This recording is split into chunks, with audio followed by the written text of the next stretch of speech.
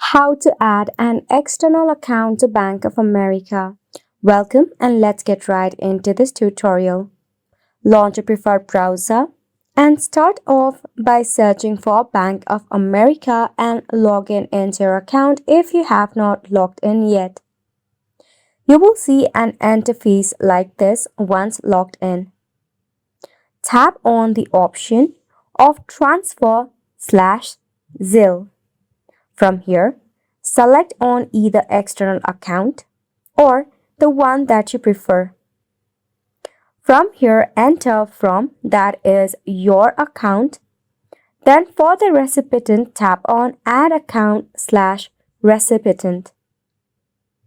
If you have not added an account, you can enter the account by entering the account name, routing number, and the account holder's name.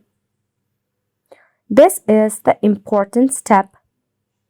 You need to mention the amount that you want to transfer to the Bank of America.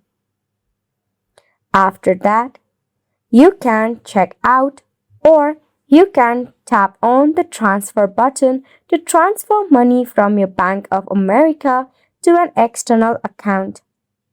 You will also get a confirmation like this. That sums up the tutorial. Thank you so much for tuning in.